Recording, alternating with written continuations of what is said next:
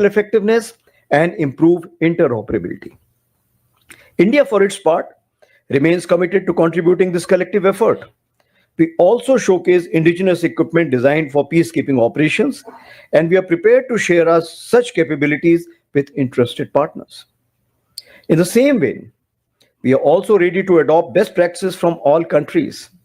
By learning together and working together, we will ensure that our peacekeeping remains strong, capable, and effective. Excellencies, ladies and gentlemen, I urge you to approach our deliberations with unity, vision, and purpose. Let's together ensure that our efforts leave a lasting imprint on humanity.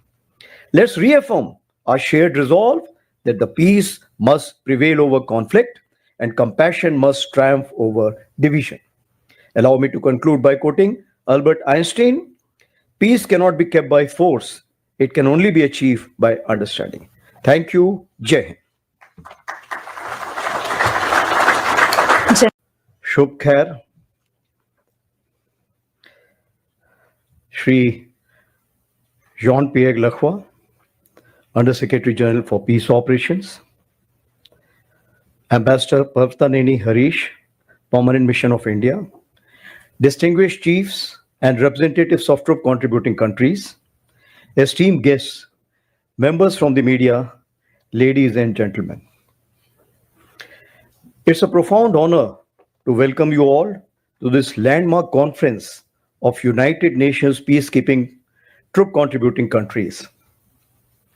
Since 1948, peacekeeping has stood as a beacon of hope for millions, upholding peace, stability, and human dignity in regions marked by conflict.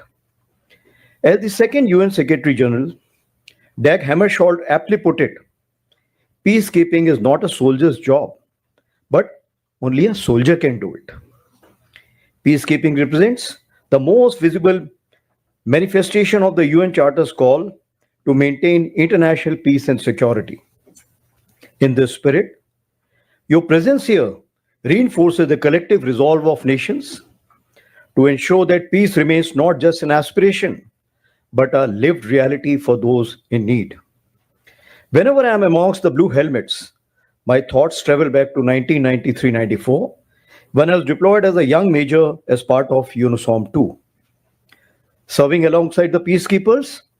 And if I can recall correctly, the countries that time were Bangladesh, France, Italy, Malaysia, Morocco, Nepal, Nigeria, and Uganda. 8 of these countries are represented here today. It was indeed one of my proudest moments in uniform. That experience taught me the enduring strength of solidarity, where different nations, cultures, and languages came together under the single flag of peace. Today, this conference builds on that same spirit as we welcome the leadership of 32 troop contributing nations who together provide nearly 2/3 of all peacekeepers deployed worldwide. Truly, it's an assembly that reflects both pride and purpose. India, as one of the largest contributors to peacekeeping, has sent approximately 300,000 men and women across 51 missions out of the total 71 peacekeeping missions of the United Nations. These include our early deployments in Korea, that is 1950, Congo, 1960, to the current deployment of 9 out of 11 ongoing missions. While our troops have served with unflinching resolve, we have also gained invaluable experience which we're always willing to share with everyone. The Center for United Nations Peacekeeping in New Delhi, upgraded as a National Center of Excellence, has hosted many of your officers to engage on peacekeeping functions, thus fostering shared understanding and building interoperability. Hosting this conference in India is not only a privilege, but also a reaffirmation of our shared determination to strengthen cooperation and carry forward the noble mission of global peace. It also reflects Indian ethos of Vasudhaiva Kutumbakam. The word is one family, and that of Vishwa Bandhu, India as a friend to all. So friends, peacekeeping today faces challenges of unprecedented scale and complexity. The global order is almost an inflection point, marked by over 56 active conflicts and the involvement of nearly 90 nations. The infusion of disruptive technologies, the growing influence of non state actors, hybrid warfare, and the scourge of disinformation have blurred the traditional boundaries of conflict. Shifting geopolitical currents strain the spirit of consensus that underpins cohesive United Nations action. Such realities demand more resilient, swift, and unified responses that only peacekeepers working together can deliver. A peacekeeper, apart from being a security provider, is a diplomat, a technology enthusiast, a nation builder in far flung areas, and also maybe the only media for flow of information in conflict zones. The blue helmet, or CAS blue, can in fact be called the glue that binds a mission and facilitates the functioning of the other organs of United Nations as also the NGOs. Given this crucial role of peacekeepers, we have no choice but to be future ready, which may require bold imagination and practical adaptation. Reduced funding for UN missions will be a reality, and thus missions have to be planned with lesser boots on ground and more reliance on technology and innovation. With reduced numbers on ground, we could also visualize that UN peacekeeping moving more towards preventive diplomacy and sustainable peace building, not just armed presence. That is where militaries can contribute in negotiations. I believe there is a West African proverb which was used by President Roosevelt: speak softly and carry a big stick, you'll go far. While diplomats and interlocutors try and unravel a conflict, the presence of the proverbial stick in the same room can surely catalyze the process. However, the underlying and non negotiable principle of neutrality shall and must prevail. Interchangeability, chapters 6 and 7. Many chapter 6 missions, which have become more complex, and peacekeepers have to perform in conditions which necessitate chapter 7. We may need to evolve concepts which permit interchangeability for limited durations or situations from chapter 6 to 7 and then reverse also, that is back.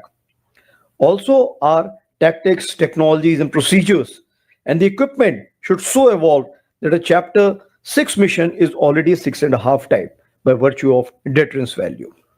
Evolution of the functioning of U1 to U9 officers in the all UN headquarters will result in delayering, transparency, and responsiveness of the peacekeepers.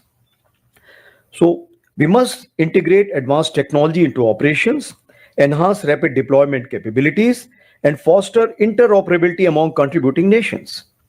Collaborative training and innovative resource management will be essential to sustain missions in the long run.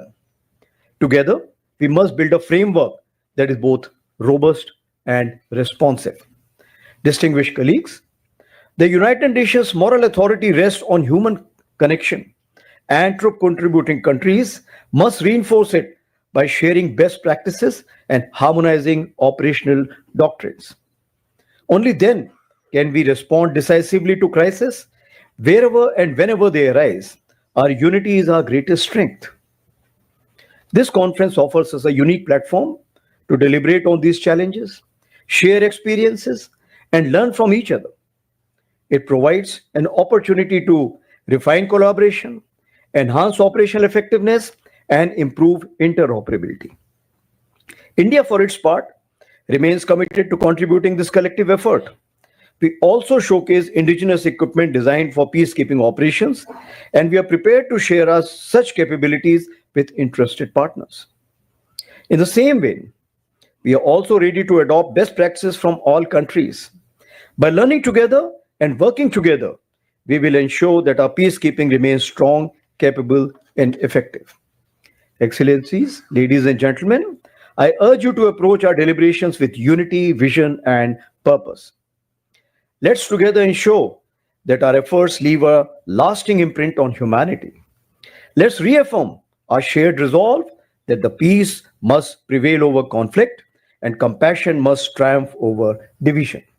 Allow me to conclude by quoting Albert Einstein: peace cannot be kept by force, it can only be achieved by understanding. Thank you. Jai Hind. Shubh Khair, Shri Jean-Pierre Lacroix, Under Secretary General for Peace Operations, Ambassador Parvtaneni Harish, Permanent Mission of India, distinguished chiefs and representatives of troop contributing countries, esteemed guests, members from the media, ladies and gentlemen. It's a profound honor to welcome you all to this landmark conference.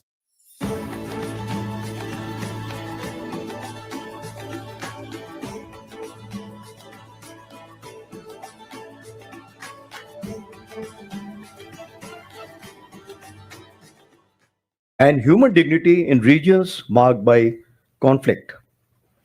As the second UN Secretary General, Dag Hammarskjöld aptly put it, peacekeeping is not a soldier's job, but only a soldier can do it. Peacekeeping represents the most visible manifestation of the UN Charter's call to maintain international peace and security. In this spirit, your presence here reinforces the collective resolve of nations to ensure that peace remains not just an aspiration, but a lived reality for those in need. Whenever I am amongst the blue helmets, my thoughts travel back to 1993-94, when I was deployed as a young major as part of UNISOM 2, serving alongside the peacekeepers. And if I can recall correctly, the countries that time were Bangladesh, France, Italy, Malaysia, Morocco, Nepal, Nigeria, and Uganda. 8 of these countries are represented here today. It was indeed one of my proudest moments in uniform. That experience taught me the enduring strength of solidarity, where different nations, cultures, and languages came together under the single flag of peace. Today, this conference builds on that same spirit as we welcome the leadership of 32 troop contributing nations who together provide nearly 2/3 of all peacekeepers deployed worldwide. Truly, it's an assembly that reflects both pride and purpose. India, as one of the largest contributors to peacekeeping, has sent approximately 300,000 men and women across 51 missions out of the total 71 peacekeeping missions of the United Nations. These include our early deployments in Korea, that is 1950, Congo, 1960, to the current deployment of 9 out of 11 ongoing missions.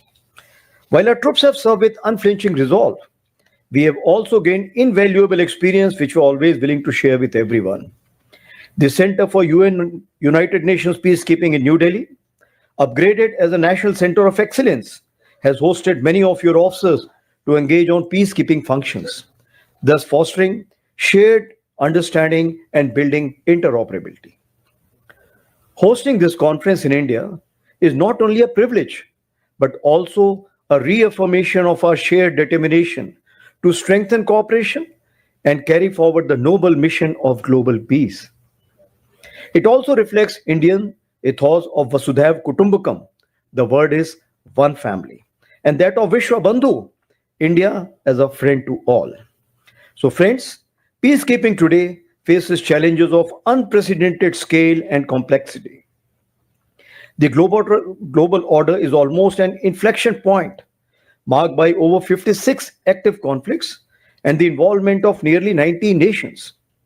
The infusion of disruptive technologies, the growing influence of non-state actors, hybrid warfare, and the scourge of disinformation have blurred the traditional boundaries of conflict.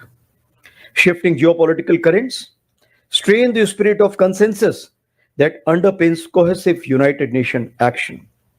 Such realities demand more resilient, swift, and unified responses that only peacekeepers working together can deliver. A peacekeeper, apart from being a security provider, is a diplomat, a technology enthusiast, a nation builder in far-flung areas, and also maybe the only media for flow of information in conflict zones. The blue helmet, or caste blue, can in fact be called the glue that binds a mission and facilitates the functioning of the other organs of United Nations as also the NGOs. Given this crucial role of peacekeepers, we have no choice but to be future ready, which may require bold imagination and practical adaptation. Reduced funding for UN missions will be a reality, and thus missions have to be planned with lesser boots on ground and more reliance on technology and innovation. With reduced numbers on ground, we could also visualize that UN peacekeeping moving more towards preventive diplomacy and sustainable peace building, not just armed presence. That is where militaries can contribute in negotiations. I believe there is a West African proverb which was used by President Roosevelt: speak softly and carry a big stick, you'll go far. While diplomats and interlocutors try and unravel a conflict, the presence of the proverbial stick in the same room can surely catalyze the process. However, the underlying and non negotiable principle of neutrality shall and must prevail. Interchangeability, chapters 6 and 7. Many chapter 6 missions, which have become more complex, and peacekeepers have to perform in conditions which necessitate chapter 7. We may need to evolve concepts which permit interchangeability for limited durations or situations from chapter 6 to 7 and then reverse also, that is back. Also, our tactics, technologies, and procedures and the equipment should so evolve that a chapter 6 mission is already 6.5 type by virtue of deterrence value. Evolution of the functioning of U1 to U9 officers in the all UN headquarters will result in delayering, transparency, and responsiveness of the peacekeepers. So we must integrate advanced technology into operations, enhance rapid deployment capabilities, and foster interoperability among contributing nations. Collaborative training and innovative resource management will be essential to sustain missions in the long run. Together, we must build a framework that is both robust and responsive. Distinguished colleagues, the United Nations moral authority rests on human connection, and troop contributing countries must reinforce it by sharing best practices and harmonizing operational doctrines. Only then can we respond decisively to crisis wherever and whenever they arise. Our unity is our greatest strength. This conference offers us a unique platform to deliberate on these challenges, share experiences, and learn from each other. It provides an opportunity to refine collaboration, enhance operational effectiveness, and improve interoperability. India, for its part, remains committed to contributing this collective effort. We also showcase indigenous equipment designed for peacekeeping operations, and we are prepared to share our such capabilities with interested partners. In the same vein, we are also ready to adopt best practices from all countries. By learning together and working together, we will ensure that our peacekeeping remains strong, capable, and effective. Excellencies, ladies and gentlemen, I urge you to approach our deliberations with unity, vision, and purpose. Let's together ensure that our efforts leave a lasting imprint on humanity. Let's reaffirm our shared resolve that the peace must prevail over conflict and compassion must triumph over division. Allow me to conclude by quoting Albert Einstein: peace cannot be kept by force, it can only be achieved by understanding. Thank you. Jai Hind. Shubh Khair, Shri Jean-Pierre Lacroix, Under Secretary General for Peace Operations, Ambassador Parvtaneni Harish, Permanent Mission of India, distinguished chiefs and representatives of troop contributing countries, esteemed guests, members from the media, ladies and gentlemen. It's a profound honor to welcome you all to this landmark conference of United Nations peacekeeping troop contributing countries. Since 1948, peacekeeping has stood as a beacon of hope for millions, upholding peace, stability, and human dignity in regions marked by conflict. As the second UN Secretary General, Dag Hammarskjöld aptly put it, peacekeeping is not a soldier's job, but only a soldier can do it. Peacekeeping represents the most visible manifestation of the UN Charter's call to maintain international peace and security.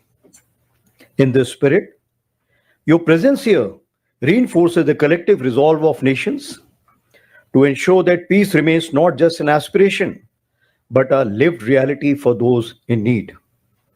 Whenever I am amongst the blue helmets, my thoughts travel back to 1993-94, when I was deployed as a young major as part of UNISOM 2, serving alongside the peacekeepers. And if I can recall correctly, the countries that time were Bangladesh, France, Italy, Malaysia, Morocco, Nepal, Nigeria, and Uganda. 8 of these countries are represented here today. It was indeed one of my proudest moments in uniform. That experience taught me the enduring strength of solidarity, where different nations, cultures, and languages came together under the single flag of peace. Today, this conference builds on that same spirit as we welcome the leadership of 32 troop contributing nations who together provide nearly two-thirds of all peacekeepers deployed worldwide. Truly, it's an assembly that reflects both pride and purpose. India, as one of the largest contributors to peacekeeping, has sent approximately 300,000 men and women across 51 missions out of the total 71 peacekeeping missions of the United Nations. These include our early deployments in Korea, that is 1950, Congo, 1960, to the current deployment of 9 out of 11 ongoing missions. While our troops have served with unflinching resolve, we have also gained invaluable experience which we are always willing to share with everyone. The Center for United Nations Peacekeeping in New Delhi, upgraded as a National Center of Excellence, has hosted many of your officers to engage on peacekeeping functions, thus fostering shared understanding and building interoperability. Hosting this conference in India is not only a privilege, but also a reaffirmation of our shared determination to strengthen cooperation and carry forward the noble mission of global peace. It also reflects Indian ethos of Vasudhaiva Kutumbakam. The word is one family. And that of Vishwa Bandhu, India as a friend to all. So friends, peacekeeping today faces challenges of unprecedented scale and complexity. The global order is almost an inflection point, marked by over 56 active conflicts and the involvement of nearly 90 nations. The infusion of disruptive technologies, the growing influence of non-state actors, hybrid warfare, and the scourge of disinformation have blurred the traditional boundaries of conflict. Shifting geopolitical currents strain the spirit of consensus that underpins cohesive United Nations action. Such realities demand more resilient, swift, and unified responses that only peacekeepers working together can deliver.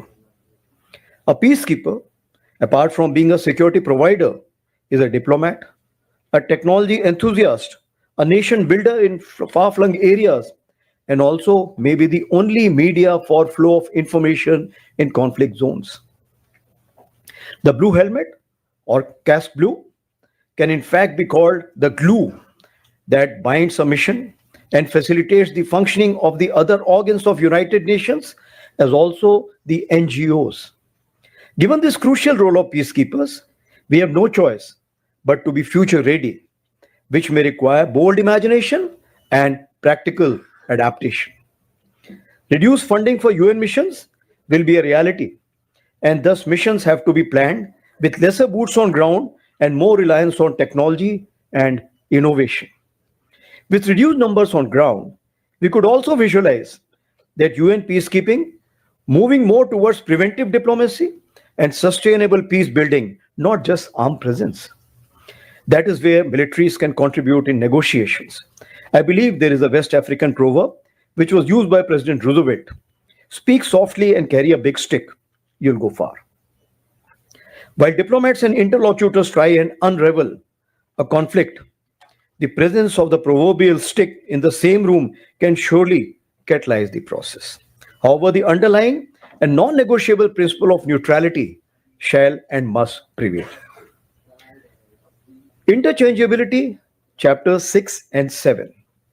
Many chapter 6 missions, which have become more complex, and peacekeepers have to perform in conditions which necessitate chapter 7. We may need to evolve concepts which permit interchangeability for limited durations or situations from chapter 6 to 7 and then reverse also, that is back. Also, our tactics, technologies, and procedures and the equipment should so evolve that a chapter 6 mission is already 6.5 type by virtue of deterrence value. Evolution of the functioning of U1 to U9 officers in the all UN headquarters will result in delayering, transparency, and responsiveness of the peacekeepers. So we must integrate advanced technology into operations, enhance rapid deployment capabilities, and foster interoperability among contributing nations. Collaborative training and innovative resource management will be essential to sustain missions in the long run. Together, we must build a framework that is both robust and responsive. Distinguished colleagues, the United Nations moral authority rests on human connection, and troop contributing countries must reinforce it by sharing best practices and harmonizing operational doctrines. Only then can we respond decisively to crises wherever and whenever they arise. Our unity is our greatest strength. This conference offers us a unique platform to deliberate on these challenges, share experiences, and learn from each other. It provides an opportunity to refine collaboration, enhance operational effectiveness, and improve interoperability. India, for its part, remains committed to contributing this collective effort. We also showcase indigenous equipment designed for peacekeeping operations, and we are prepared to share our such capabilities with interested partners.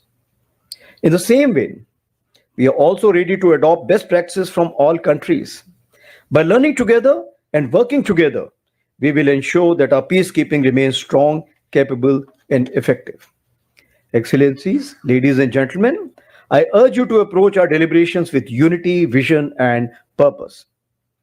Let's together ensure that our efforts leave a lasting imprint on humanity. Let's reaffirm our shared resolve that the peace must prevail over conflict and compassion must triumph over division. Allow me to conclude by quoting Albert Einstein: peace cannot be kept by force, it can only be achieved by understanding. Thank you. Jai Hind. Shubh Khair. Shri Jean-Pierre Lacroix, Under Secretary General for Peace Operations. Ambassador Parvtaneni Harish, Permanent Mission of India. Distinguished chiefs and representatives of troop contributing countries. Esteemed guests, members from the media, ladies and gentlemen. It's a profound honor to welcome you all to this landmark conference of United Nations peacekeeping troop contributing countries. Since 1948, peacekeeping has stood as a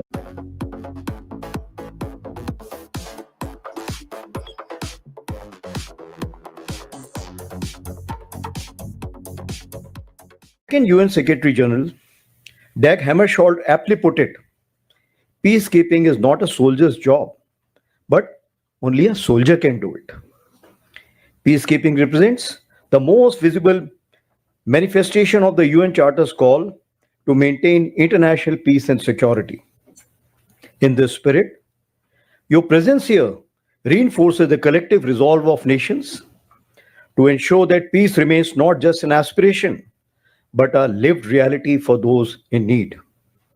Whenever I am amongst the blue helmets, my thoughts travel back to 1993-94, when I was deployed as a young major as part of UNISOM 2, serving alongside the peacekeepers. And if I can recall correctly, the countries that time were Bangladesh, France, Italy, Malaysia, Morocco, Nepal, Nigeria, and Uganda. 8 of these countries are represented here today. It was indeed one of my proudest moments in uniform.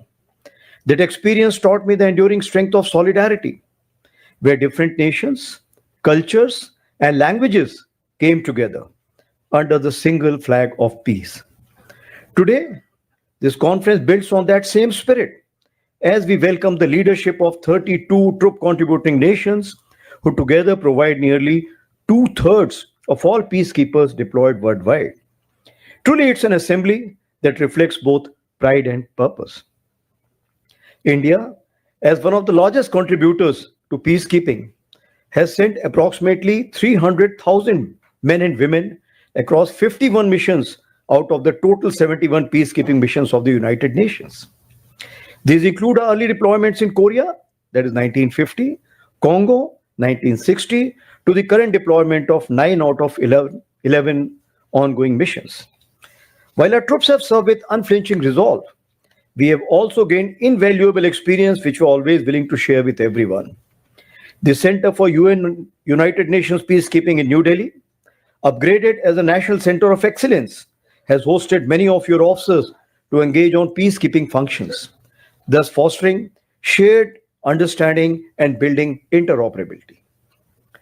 Hosting this conference in India is not only a privilege, but also a reaffirmation of our shared determination to strengthen cooperation and carry forward the noble mission of global peace.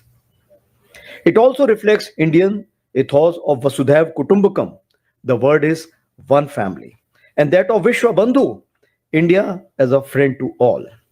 So friends, peacekeeping today faces challenges of unprecedented scale and complexity. The global order is almost an inflection point, marked by over 56 active conflicts and the involvement of nearly 90 nations. The infusion of disruptive technologies, the growing influence of non-state actors, hybrid warfare, and the scourge of disinformation have blurred the traditional boundaries of conflict. Shifting geopolitical currents strain the spirit of consensus that underpins cohesive United Nations action. Such realities demand more resilient, swift, and unified responses that only peacekeepers working together can deliver. A peacekeeper, apart from being a security provider, is a diplomat, a technology enthusiast, a nation builder in far-flung areas, and also maybe the only media for flow of information in conflict zones. The blue helmet, or caste blue, can in fact be called the glue that binds a mission and facilitates the functioning of the other organs of United Nations as also the NGOs. Given this crucial role of peacekeepers, we have no choice but to be future ready, which may require bold imagination and practical adaptation. Reduced funding for UN missions will be a reality, and thus missions have to be planned with lesser boots on ground and more reliance on technology and innovation. With reduced numbers on ground, we could also visualize that UN peacekeeping moving more towards preventive diplomacy and sustainable peace building, not just armed presence. That is where militaries can contribute in negotiations. I believe there is a West African proverb which was used by President Roosevelt: speak softly and carry a big stick, you'll go far. While diplomats and interlocutors try and unravel a conflict, the presence of the proverbial stick in the same room can surely catalyze the process. However, the underlying and non-negotiable principle of neutrality shall and must prevail. Interchangeability, chapters 6 and 7. Many chapter 6 missions, which have become more complex, and peacekeepers have to perform in conditions which necessitate chapter 7. We may need to evolve concepts which permit interchangeability for limited durations or situations from chapter 6 to 7 and then reverse also, that is back. Also, our tactics, technologies, and procedures and the equipment should so evolve that a chapter 6 mission is already 6.5 type by virtue of deterrence value. Evolution of the functioning of U1 to U9 officers in the all UN headquarters will result in delayering, transparency, and responsiveness of the peacekeepers. So we must integrate advanced technology into operations enhance rapid deployment capabilities, and foster interoperability among contributing nations. Collaborative training and innovative resource management will be essential to sustain missions in the long run. Together, we must build a framework that is both robust and responsive. Distinguished colleagues, the United Nations moral authority rests on human connection, and troop contributing countries must reinforce it by sharing best practices and harmonizing operational doctrines. Only then can we respond decisively to crises wherever and whenever they arise. Our unity is our greatest strength. This conference offers us a unique platform to deliberate on these challenges, share experiences, and learn from each other. It provides an opportunity to refine collaboration, enhance operational effectiveness, and improve interoperability. India, for its part, remains committed to contributing this collective effort. We also showcase indigenous equipment designed for peacekeeping operations, and we are prepared to share our such capabilities with interested partners. In the same vein, we are also ready to adopt best practices from all countries. By learning together and working together, we will ensure that our peacekeeping remains strong, capable, and effective. Excellencies, ladies and gentlemen, I urge you to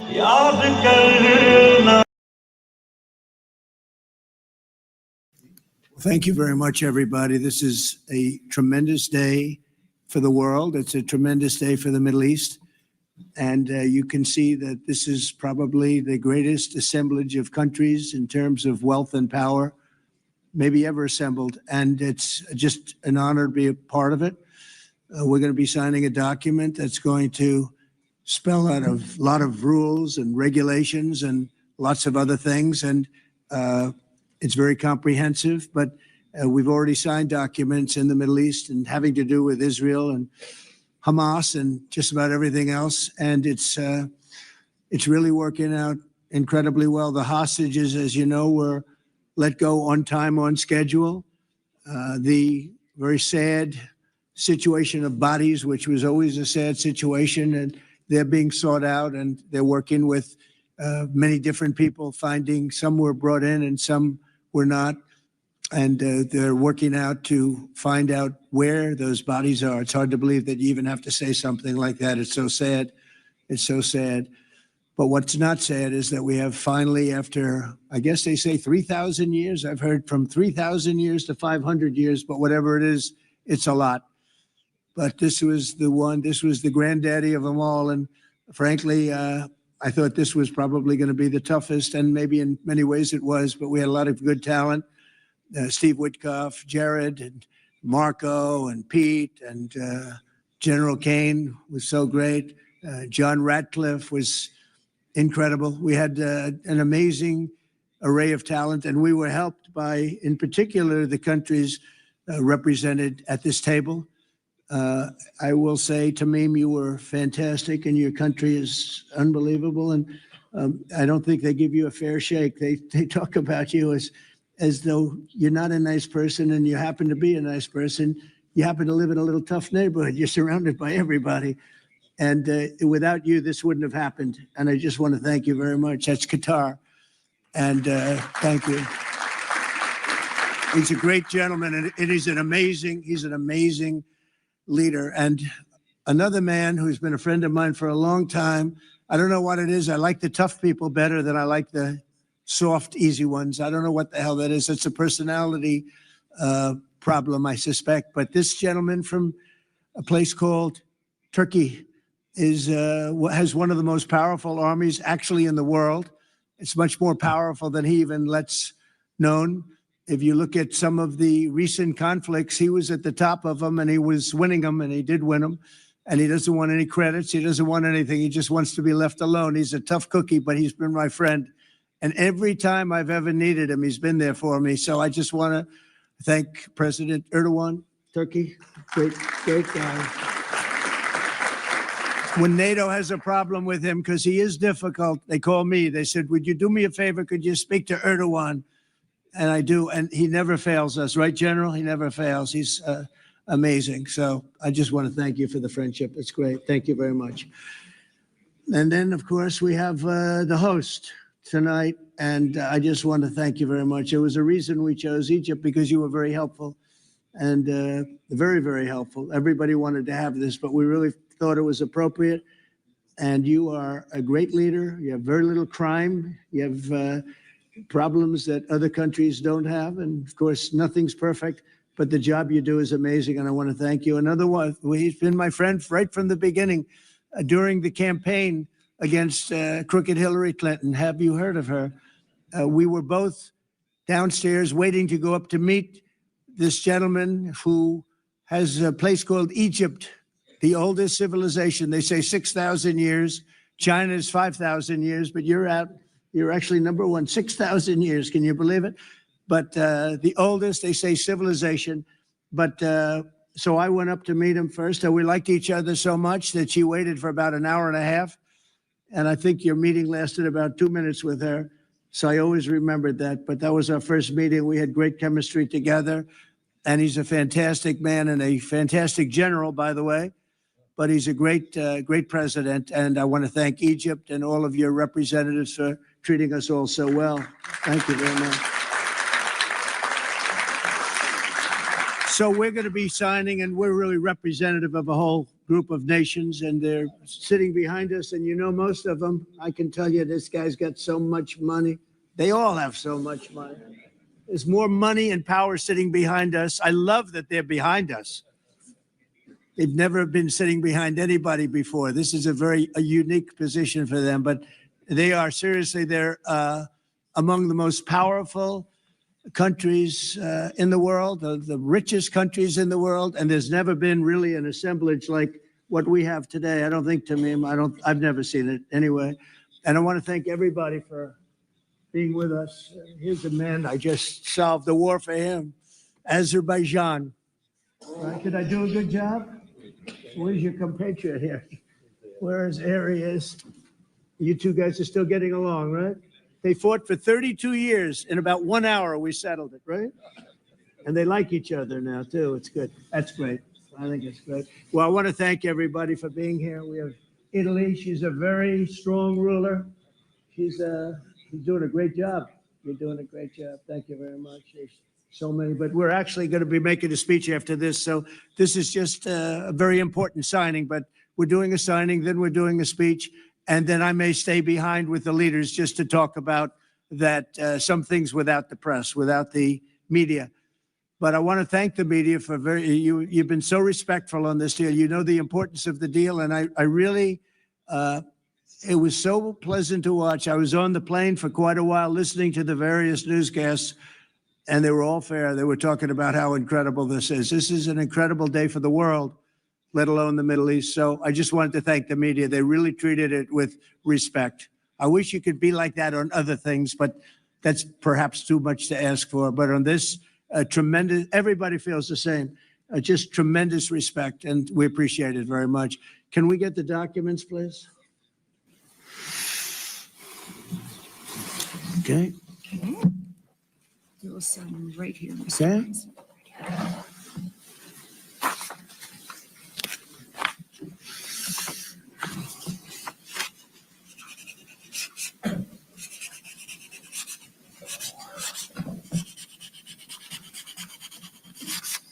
Okay.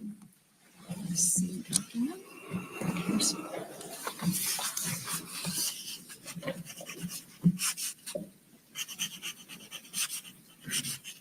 This took 3,000 years to get to this point. Can you believe it? And it's going to hold up, too. It's going to hold up. Okay, thank you. You can use my pen if you want. Have a pen? Can you use mine? Okay. Okay.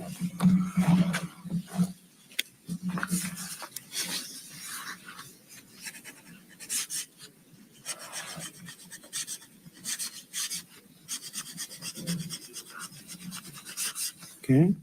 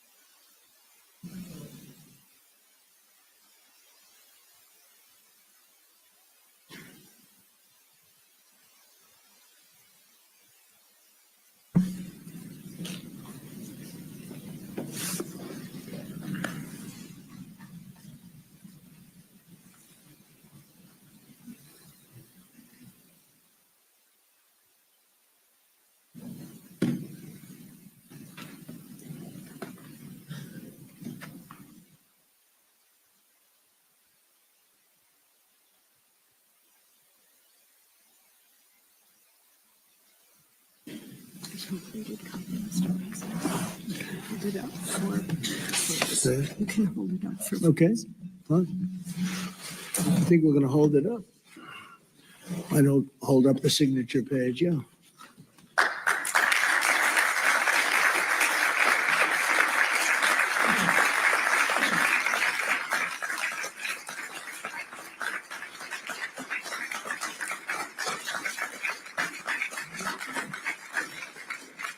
So we're going to go and I'm going to say a few words. We'll give you a little speech. And then we're going to meet with the leaders after that and spend a little time together without the media. The media is invited to the speech. I just want to tell you the people behind me and some of the people in the room that are so helpful. But the people behind me are the greatest leaders, most powerful leaders, the richest leaders, frankly. Sometimes it's not politically correct to say that, but I'll say it. The richest in the world that the world has ever seen.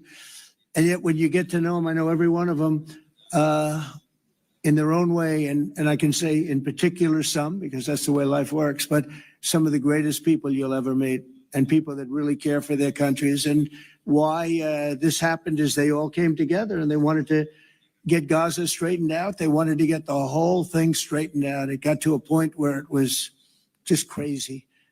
And once they got together and once we started talking, it went really, Tamim, it went smoothly. It went so smoothly. You were such a big help, but it went so smoothly that nobody can even believe it, that we're sitting here and getting this all certified out and all done. And everybody's happy about it. Everybody's happy about it, like I've never seen before, actually. I've done other deals and people don't care as much. Big deals. I think they're big deals, but this is something that's taken off like a rocket ship. And it did from the beginning. And I've heard for years, this is the biggest deal. It'll never happen. For years, long before I ran for office, that this is the Middle East. It's the biggest, most complicated deal. And also it's the place that could lead to tremendous problems like World War III. They always talked about World War III would start in the Middle East. And that's not going to happen. We don't want it to start anywhere, actually, but it's not going to happen. So I just want to thank everybody, and I'll see you in a little while. And in particular, thank you all. Thank you, Tamim, Mr. General. Thank you very much. Thank you very much. Great job. Great job. Thank you very much, everybody. Thank you.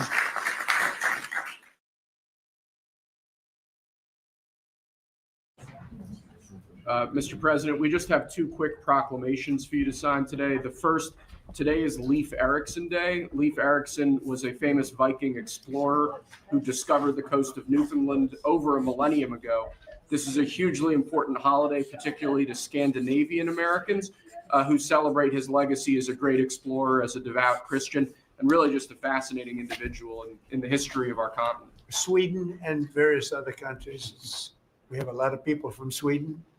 A lot of Scandinavians. This is very important for Scandinavians, and it's a great honor. Okay, and now you have another one that's, This is like I think, very non-controversial, frankly, but some people would say it's controversial. Go ahead. This is like Explorer Day for you, sir. Today we have your Columbus Day proclamation for Monday, which we're signing a bit early.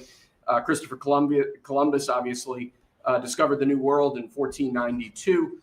He was a great Italian explorer.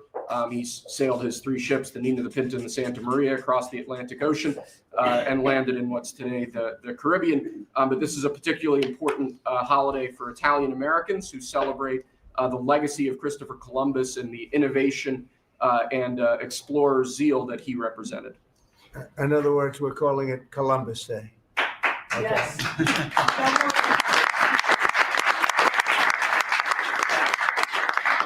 That was the press that broke out in applause. That was, can you believe that? I've never seen that happen before. The press actually broke out in applause. Good. Columbus Day.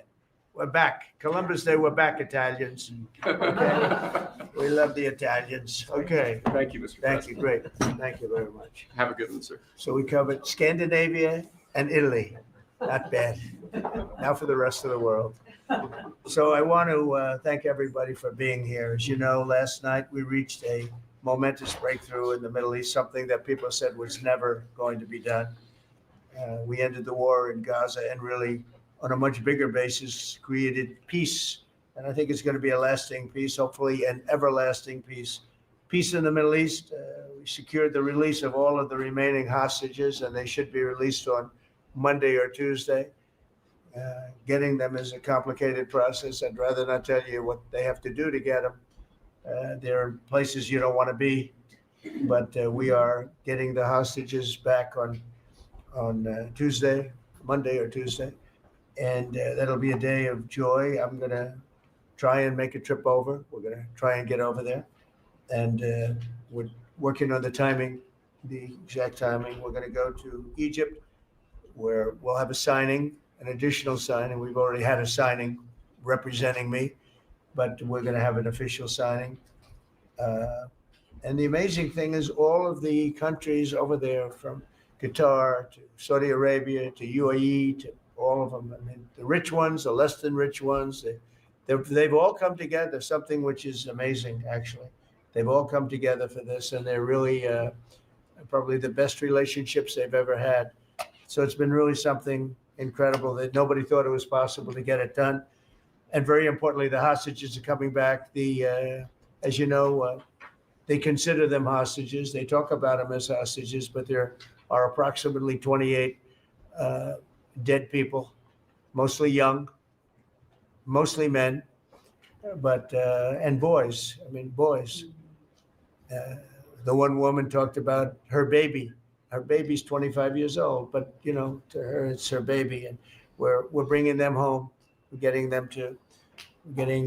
everything, and to those parents, the dead young man is just as important, as though this person were alive. It's amazing. I've never seen anything quite like it. I've been very much involved. I've never seen anything quite like it. But it's really peace in the Middle East. And you remember October 7th was terrible, but also from the Hamas standpoint, they probably lost 70,000 people. That's big retribution. That's big retribution.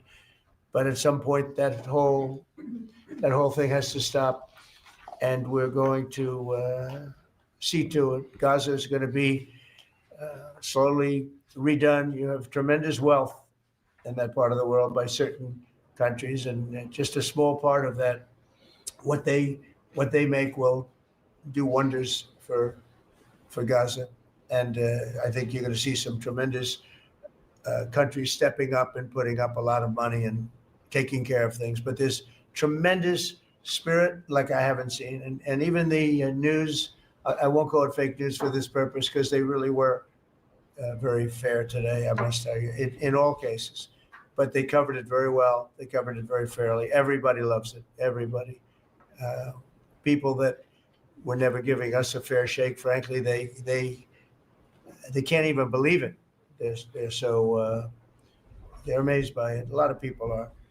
But it was just everything came together. I think the attack was very important on Iran, because let's say that didn't happen, they'd probably by now have a nuclear weapon, numerous nuclear weapons. And therefore, even if we signed a deal, there'd be a big dark cloud over it, and it wouldn't be the same thing. So Iran's different, but Iran wants to work on peace now. They've informed us, and they've acknowledged that they're totally in favor of this deal. They think it's a great thing. So we appreciate that, and we'll work with Iran. As you know, we have major sanctions on Iran and lots of other things. We'd like to see them be able to rebuild their country too, but they can't have a nuclear weapon. So I want to express my tremendous gratitude to the leaders of Qatar, Egypt, and Turkey for helping us reach this incredible day and for being there. They were there with us all the way. And of course, as you know, Saudi Arabia and Jordan and so many. I will tell you, President Erdogan was personally involved in dealing with Hamas and some of the others. He's been great. They've all been really amazing. Indonesia's been amazing. Indonesia's been fantastic.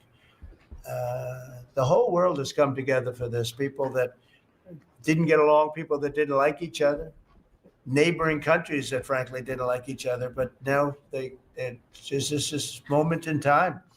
So we look forward to welcoming the hostages like you can't believe home to their families, and that'll take place early next week. We hope Monday or Tuesday.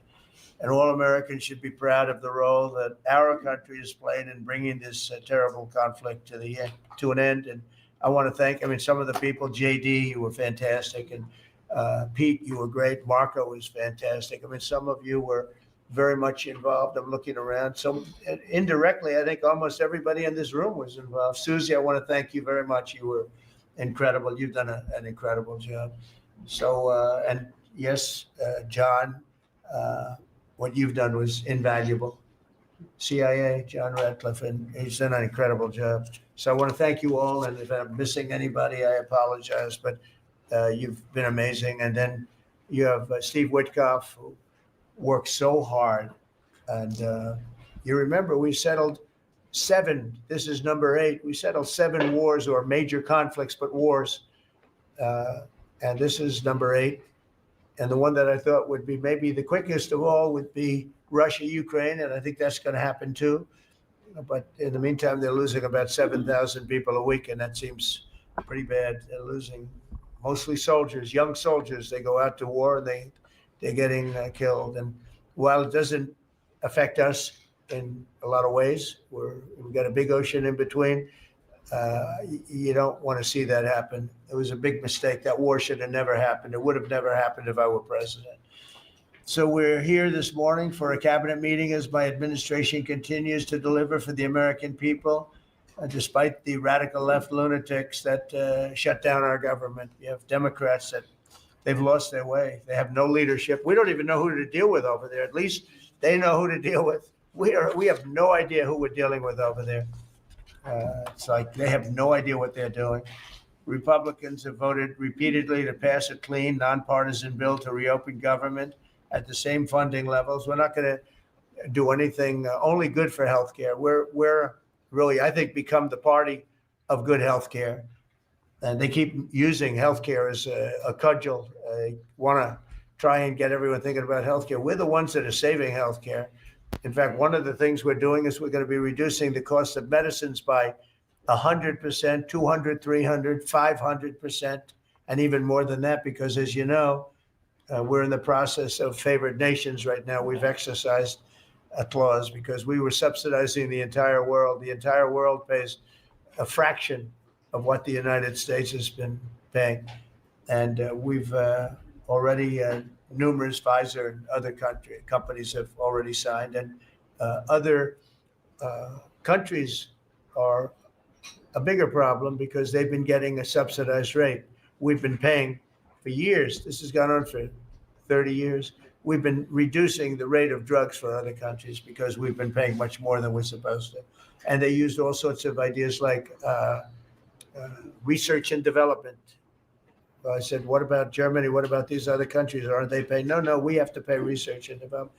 It was all nonsense. And I couldn't listen to it anymore.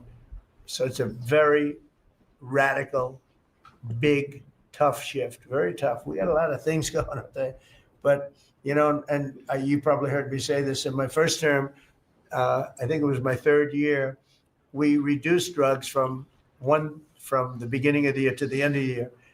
And I was so proud of it. I actually had a news conference to announce it, and it was 1/8 of 1%. Think of that, which is barely a reduction. But it's the first time in 28 years that there was a reduction in drug prices for the year. So from the beginning to the end, it was 1/8 of 1%. And I was so proud of myself. I did something that nobody else could do. But when I started to think about it, I said, doesn't make sense. And then I'm starting to look at numbers where a pill or a treatment or some pharmaceutical product is selling in Europe for 10% of what we pay for in New York City or in any one of our places and cities, states. And then I see people leaving for other countries to go buy their pharmaceuticals, where they make journeys to various other countries, including Europe, where they got the best bargains of all. And I put an end to it. It's over. And now we're, in major, I guess, disputes, but we're winning the disputes by a lot. With the countries, a couple of countries said, we won't do this. I said, well, it's unfair that we're paying 10%, and you're paying just a fraction of what we're paying for the same product made in the same plant. And they said, well, we're not going to do it. I said, that's okay. You don't have to do it, but I'm going to put a tariff of 9% or 7% or whatever the amount of money is. And I'm going to put a tariff on your country for the amount of money that you're taking advantage of us for. No, you can. I said, yeah, I can do that. I'm going to do that. And they would immediately agree. And I'd make the tariff substantially more than the number we're talking about. And they would immediately agree. So we have the consent, I think, Bobby, of every country, essentially. They know that if they don't do it, we're going to put a tariff on for double the price, and then they're going to do it. So we never had that before. You never had anybody in here that knew what the hell they were doing, I'll be honest. It really makes me angry, because for years and years, and this started many years ago, and basically we subsidize the world. So this is going to have a huge positive impact on Medicare, Medicaid, even Social Security. But anything where there's pharmaceuticals, drugs involved, it's going to have a tremendous impact. So we're going to get drug reductions of 100%. I told you 1/8 of 1% that I was proud of myself. Now you're going to get 100%, 150%, 200, 300, 400, 500%. You're going to get the biggest drug reductions that you've ever seen. And they're already, I guess they're starting to kick in, but we've made deals with numerous companies and we're going for the full board. We want whatever the price is. So that would mean that the world price, because the world is bigger than the United States, a lot more people, but the world price will go up a little bit and our price will come down a lot. So if a pill sells for $10 in London and $100 here, the pill will go to $20 in London and $20 for us. It's pretty simple. And that is a number that nobody can even fathom. It's a little like tariffs. Nobody knew how big they were. Nobody knew until they started seeing the trillions of dollars that have come in. I don't know why they didn't understand it. It's something they should have understood. We were taken advantage of for years with tariffs. And now, I don't want to say we're taking advantage, but we've become a very strong country because of the money that's coming in. Republicans have voted repeatedly to pass a clean, nonpartisan bill to reopen our government. And remember, at the same funding levels, both parties have supported in the past. So the radical Democrats have chosen to put the economy of our country. We have the best economy we've ever had. We had the best economy in my first term, but we have an economy that's blowing it away. And we have the Democrats that are trying to obstruct. They don't want to have a good economy. I don't think they want to have a good country. That's why they try and stop our law enforcement from doing what we did in Washington, D.C. Washington, D.C., we have a great, safe, beautiful capital right now. Beautiful. It's so safe. You can walk down the street. Numerous people standing before me were mugged. And you're not going to get mugged anymore. We have a safe capital, one of the safest. We took it from one of the most unsafe places to one of the most safe places in the country. And we also beautified it, and we're in the process of doing even more so. So we're very proud of our capital. Again, we were embarrassed by our capital. A lot of people being killed that come from Iowa, Indiana, Florida, that come up and they end up getting shot. They're not getting shot. We moved out 1,700 people approximately, right? Approximately 1,700 hardened criminals, career criminals. They moved them out. So Chuck Schumer and Hakeem Jeffries and the congressional Democrats are holding the entire federal government hostage. I will tell you, a lot of Democrats want to get this thing open too. They do. They're calling us and they just want to get it open. And all we're doing is saying, just play the same thing until we get it straight. And they don't know how to go about it. I mean, and the problem is we really don't know who the hell is leading the Democrats. You have this AOC. I don't know her at all, but I watched her the other day. She said, well, if they want, they could come to my office. That's not leadership. You know, the only one that challenged her actually was Nancy Pelosi. Nancy's not looking too good. I don't know what happened to Nancy, but she's not looking great. but she was the only one. I give her credit. She was the only one that challenged her. But AOC said that they can come to her office and negotiate, the Republicans. And we're saying, oh, I didn't know she was in leadership, but she's taking Hakeem Jeffries' place, and Schumer's afraid that she's going to run against him. And right now, I don't know. It can change. Life is crazy, right? But right now, he can't beat. I don't think he can beat anybody. So he'll lose in a primary. I would say he'll retire before he loses in a primary. So I think Schumer's going to retire because he can't beat anybody. His polls are so bad. Meanwhile, the Democrat shutdown is causing pain and suffering for hardworking Americans, including our military, our air traffic controllers, and impoverished mothers, people with young children, people that have to live not the greatest of lives. But we're doing so many tax cuts. We've cut their taxes. The great big beautiful bill, we've cut their taxes at levels that nobody's ever seen. I mean, no tax on tips, no tax on Social Security, no tax on overtime. It's been a great thing for a lot of people. They're doing great. Despite all of the damage that it's caused, the shutdown has been, pretty damaging. I mean, it's not yet because it's early, but it gets a little bit worse as it goes along. And we'll be making cuts that will be permanent. And we're only going to cut Democrat programs. I hate to tell you. I guess that makes sense. But we're only cutting Democrat programs. But we're going to start that. And we have Russell, we can talk to you about it if he wants to. But we'll be cutting some very popular Democrat programs that aren't popular with Republicans, frankly, because that's the way it works. They wanted to do this. So we'll give them a little taste of their own medicine. But Chuck Schumer proclaimed this morning that every day gets better for them. No, every day it's actually getting worse for them. And they're having a rebellion in the Democrat Party because they want to stop. And if you saw all of Schumer's, I watched last night like 10 different times over the years, he said, you can't shut down government. You can't shut down. And now he's the one that shut it down. So this is a confession that he's acting not to serve the people, but to serve the partisan interests of his party. And I don't think he's serving them well because they're way down. Look, they just lost an election in a landslide. It was interesting. I watched Kamala. It was a sad figure. I watched her the other day saying the election was very close. I said, no, the election was a landslide. We won the popular vote by millions. We won the electoral college by, I think, 312 or 315 to 220 something. But there's another one that we won that's why when you see the maps are completely red. It's counties. The counties, we won at 2,505 to 525. So 2,500 to 525.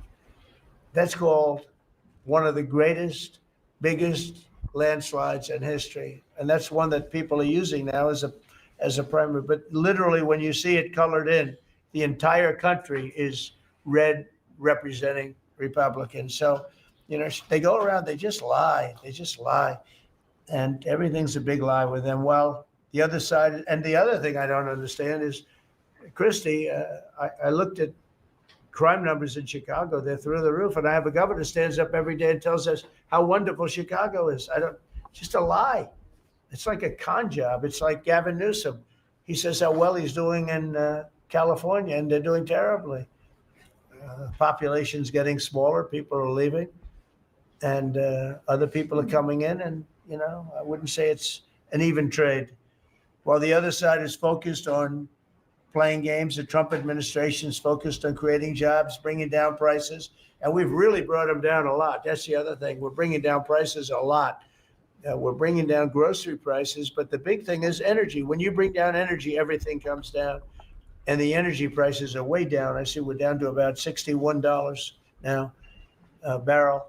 And what gasoline's going to be, I think gasoline's going to be below $2 at some point in the pretty near future. It's very low, much lower than it was under Sleepy Joe.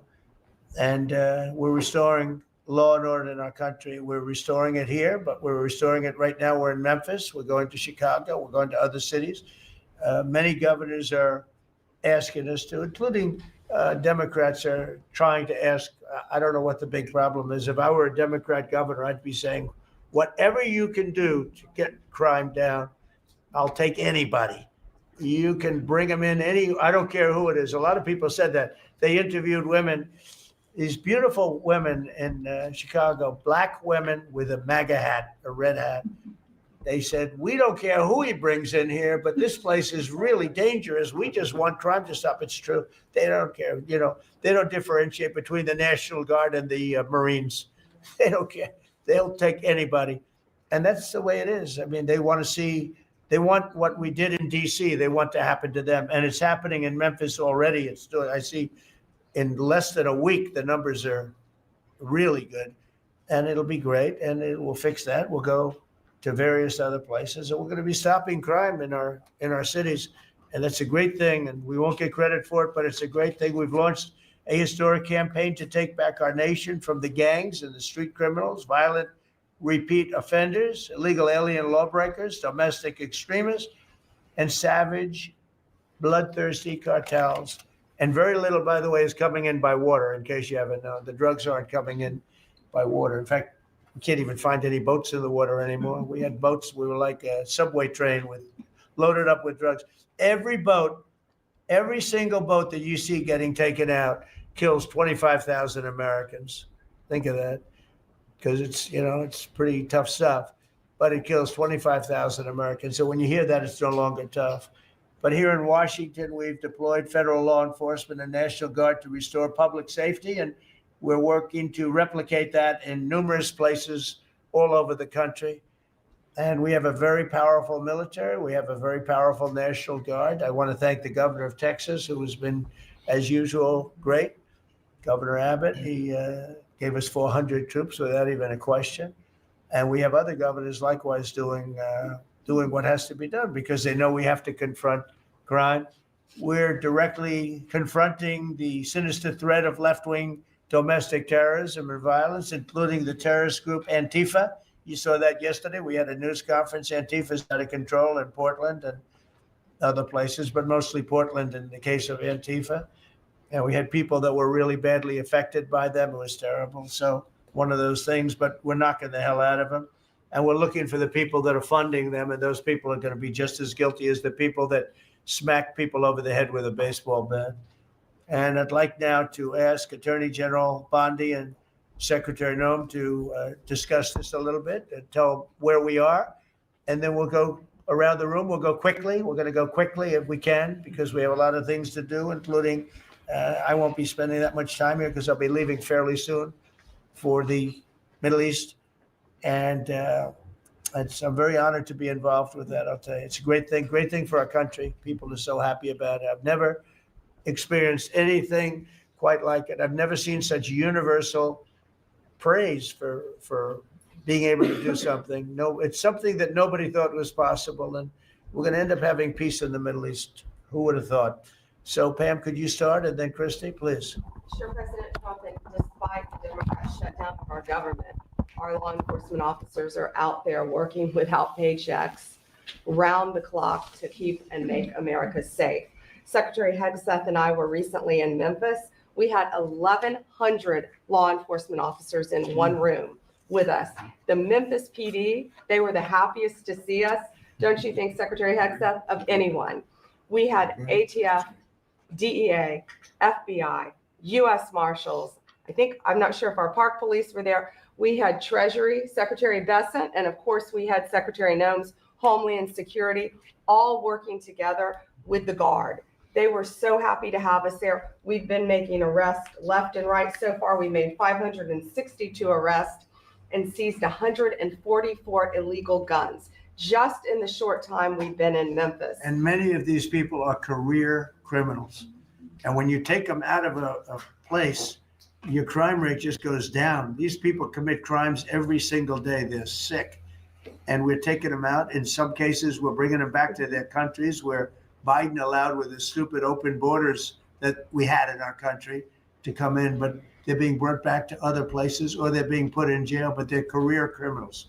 President Trump, last night alone, we made 91 arrests, 19 firearms off the streets, and one was a warrant for a homicide, and 4 sex offenders who had active warrants. One was a sex offender on a child. Everything we did in Memphis was worth it, in my opinion, for that one arrest. Think about that. We got a child rapist off the streets, but yet we've made 562 arrests and still going strong in Memphis. Just what we did in DC. But it's because it's all of us. It's a team working for you to make America safe all together around the Thank you clock. very much. Thank you, Pam. Thank You're you, doing a great President job. Trump. And it's amazing that we're not getting cooperation from Democrats. It's like, it's a new issue. You know, we have all the old issues of the wall and the border and all of the things, men playing in women's sports who they still want that, transgender for everybody. All these issues are so crazy, but we have a new one. It's called crime. We stop crime and they allow crime. They want crime. It doesn't make sense. I think it's as ridiculous as the other things that we talk about all the time. But I've added it onto our list, a 5-letter word called crime. We stop it and they actually incite it. It's crazy. You would think they'd want them. You'd think they'd want Christy and Pam and all of the people. If we needed the military, Pete will be there. We've got a massive military. We have the best numbers we've ever had for recruitment. We have a lot of people now. We have people that can't get into them. In a great economy, they want to be soldiers again. A year ago, they didn't want to even think about it. Same thing as with police and firemen, everything. They want to join. They're proud of our country again. Christy, go ahead, please. Well, sir, thank you for your leadership and for deploying all of government to help us keep our country safe. You have talked extensively about how threatened our ICE officers are, but all of our law enforcement out there. And we saw the shooting in Dallas at that facility. So we're hardening all of our buildings and making sure that we have more security measures, snipers on the roof, people to protect our law enforcement while they're out there on the streets. But what I'm also doing, sir, is, and with your authority, is we're purchasing more buildings in Chicago to operate out of. We're going to not back off. In fact, we're doubling down and we're going to be in more parts of Chicago in response to the people there. And then I was there a few days ago and looked at some facilities that we can deploy more law enforcement out of, because what they're trying to do with these riots and violence is distract us and keep us from going after those murderers and rapists that are out in the streets. And then I was in Portland, went out and back on Tuesday and met with the governor, met with the mayor, met with the chief of police and the superintendent of the highway patrol.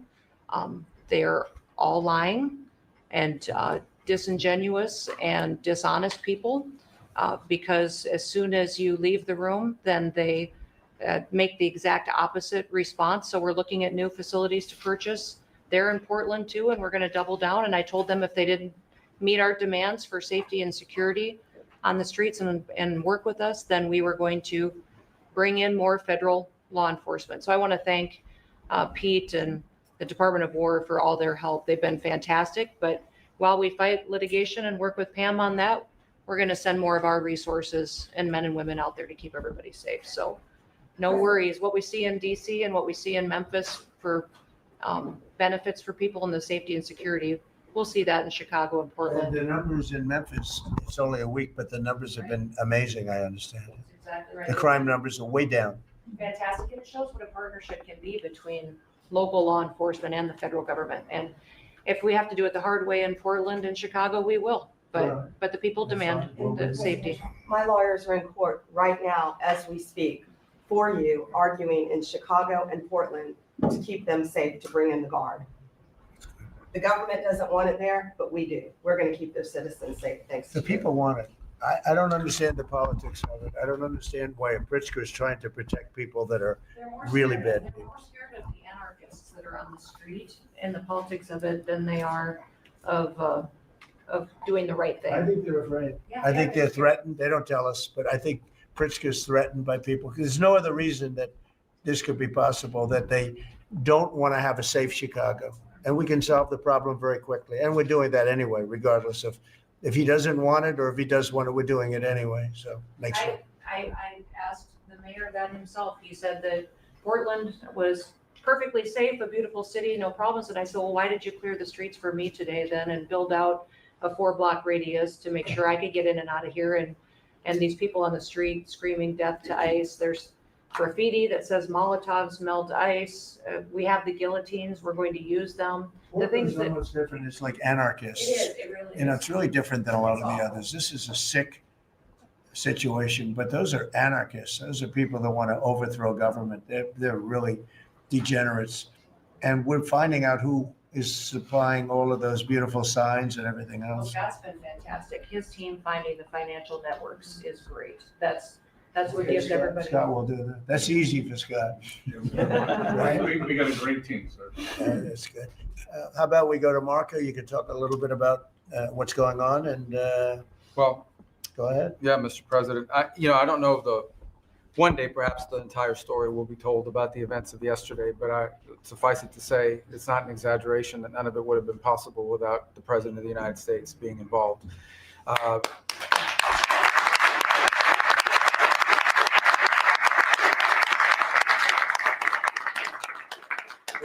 It really began with your trip to the Middle East, where these relationships were forged with partners in the region, personal relationships, close relationships that created the foundation where all of this was possible. Where I think this really took a turn. Remember, a month ago, no one thought this was possible. Where it really took a turn about a month ago, less than a couple of weeks ago, is when we were at the United Nations and you convened an historic meeting, not simply of Arab countries, but of Muslim majority countries from around the world, including Indonesia was there, Pakistan was there, and created this coalition behind this plan. Then on that following Monday, you met with the Prime Minister of Israel here, and that plan was presented. And then, of course, our great negotiating team followed up on it. In the interim, again, perhaps the stories will be told, perhaps it will never be told.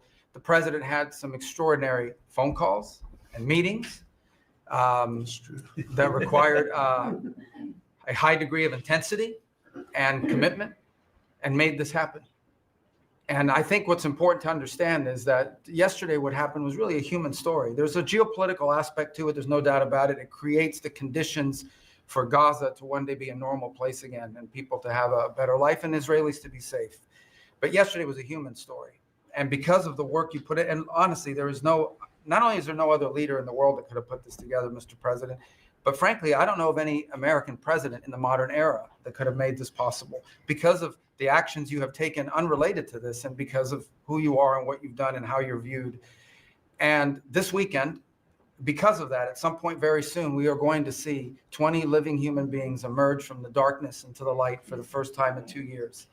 And that is because not only were you used the credibility and the power and the prestige of this office and the relationships you created, and you committed yourself to making it happen. And I think it will go down as a historic moment in the history of our country and something our country should be very proud of, that we have a president that's committed to not just peace, but to the human aspect of reuniting these families. My last point on this is just a couple of days ago, Secretary Lutnick hosted us all, many of us, at the Kennedy Center. And we had these families, we've interacted with them for so many years, for 2 years now. And the stories are heartbreaking, both whose families are alive and those who are deceased as well, who want their relatives back so that they can complete the process of grieving. And it was, we had all hoped that perhaps that was the day that we would have an announcement for them on the anniversary of the 7th. But I know you were able to speak to some of those families last night. And I just hope the whole nation understands how incredibly proud they should be of their president and of their country for the role that they've played. And I don't want to let this moment pass, Mr. President, without also noting the incredible work of Steve Witkoff and Jared Kushner. They're an incredible team working together, facing some substantial impediments to even being there this weekend and doing it. Let me just leave it at that. And they've done a great job on your behalf, Mr. President. They deserve a tremendous amount of credit. But thank you for what you've done for the world. Thank you very much, Marco. I appreciate it. I think because we have a very busy day with all that's going on, what we'll do is maybe just a few of you raise your hand if you'd like to say something that don't talk too long. He's doing such a great job. So good that he could talk all day. That's the problem, right?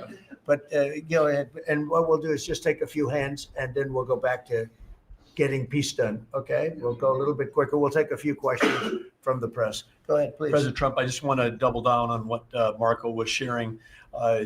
It's such a remarkable accomplishment. Agree that no other president could have done this, but what set the groundwork for you able to do that? When you took office on January 20th, you made a 180-degree turn in our military strength with Pete's leadership. You were the master class in peace through strength. So militarily, we've completely turned around. We've demonstrated that through execution against Iran and others, that we have force. We want to end wars, but we'll use power if we have to. And then secondarily, peace through strength is also the prosperity, having the strongest economy and being willing to wield the power of a tariff in addition to the military power to reorder the globe. Those two things that you're standing on, both economic power and military power, allowed these negotiations to go forward. And I think as you've described the importance of these economic negotiations and all the trade deals, but that also begins with another 180-degree turn, and that was the 180-degree turn on energy. You have used energy diplomacy to bring prosperity to the American people, and you've used it to bring peace abroad. The combination of those three things have been remarkable, and now we're seeing the remarkable result. And we got one more that I know you want to end with Russia and Ukraine. Energy is going to play a key role in that. And now with this historic agreement, we're in a position working with the Middle East to also end the Russian-Ukraine conflict. So again, congratulations. Thank you very much, Doug. I appreciate it. Maybe I'll go to you for a second. You can just cap out what he said about the military, how well we're doing and how big it is and how strong it is. Mr. President, you're exactly right. At the War Department, you don't get peace without strength. And our job is to be the strength part of the equation and deliver that when necessary, as you demonstrated with your Order of Midnight Hammer. The entire world saw. And I just want to echo what Marco said. It is a personal honor to be able to witness the way you lead and negotiate. I wish people had a full understanding of what that looks like, that historic nature. A lot of us vets, the Vice President, Tulsi, Lee, Doug, probably after decades of war and the chaos that was unleashed through reckless and foolish American policies, never thought this kind of peace would be possible. Yet with your strength, with your ability to wield trade negotiations, personal relationships, to open up that opportunity is truly historic on the world stage. And it creates a whole number of other cascading effects. And watching Marco and the Vice President and Steve and Jared, the CIA director, everybody come together to make it happen. You've formed a phenomenal team, Mr. President. And at the War Department, our job is to make sure if and when there's question about American commitment, the whole world knows we've got the biggest, strongest, most lethal, and most ready War Department in the world, which is true, which is why we saw record recruitment in 2025, Mr. President. The first 2 weeks of 2026 already blows that out. FY 2026 already blows it out of the water. In fact, reenlistment has already met its year-long goal in the Marine Corps in 2026. 2 weeks. Okay. You can't, there's no other way to create that kind of love and enthusiasm than with your leadership, sir. And it is an honor to work with Pam and with Christy and the cities across the country to make sure American citizens and law enforcement are protected with our National Guard. That's a core mission. And last thing, Mr. President, on the southwest border, the first group that rotated in to lock down that border to 0 crossings is now rotating out. And with a new border medal, the Southwest Border Medal, or it's actually called the Mexican Border Medal, revived from 1918, that will be pinning on their chest. So thank you for renaming the department, and we're trying to live up to it every day. Thank you, sir. I mean, think of this. We have record numbers of recruitment. 1 year ago, there were stories, front page stories, that we couldn't get anybody to join the Army, Navy, Air Force, Marines, Coast Guard. My beautiful, I call it our beautiful Space Force. I love our Space Force. It's turned out to be very important, but we couldn't get anybody to join. Nobody wanted to join, including our police and fire. They didn't want to join anything. Recruitment was embarrassed, so we couldn't get anybody. And now we're brimming. Now it's, and they're getting in based on merit now. A soldier's a soldier. They come in now based on merit, not based on woke stuff that anybody can qualify. You have to qualify for jobs. You have to qualify for certain types of jobs.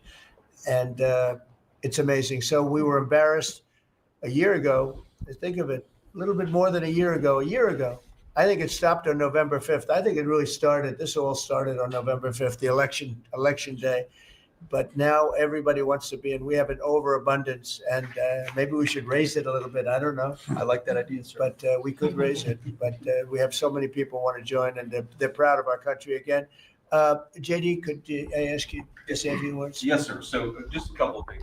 First of conversations on yesterday. It was a big day to Marco, to Susie, to the entire team, but in particular, viewing it from this perspective where for months, the fake news media attacked you, attacked the entire team, attacked your approach. You know, the definition of insanity is to do the same thing again and again, expecting a different result. The reason we're here is because the president actually charted a different course with a different team. He vested a lot of authority in Steve Witkoff in particular, and that's why we're here. It's because you did something different, and I think it's important to recognize that. I also think the president, you know, Marco mentioned the president's personal touch being a big part of this. You know, the one thing I would say is obviously the president of the United States, a New York real estate billionaire, one of the most famous New Yorkers in the world, has a lot of interaction with a lot of people who are very pro-Israel. I think that was an important set of experiences and life experiences that he brought to the table. He also, of course, knew one of the most famous Palestinians in the world, Chuck Schumer. And I think without that background of knowledge, it would have been impossible to get us to this moment.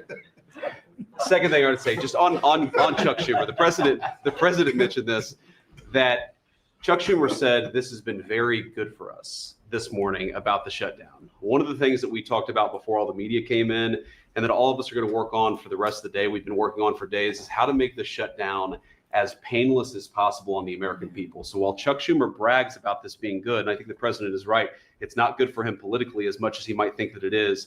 It's causing real consequences for the American people.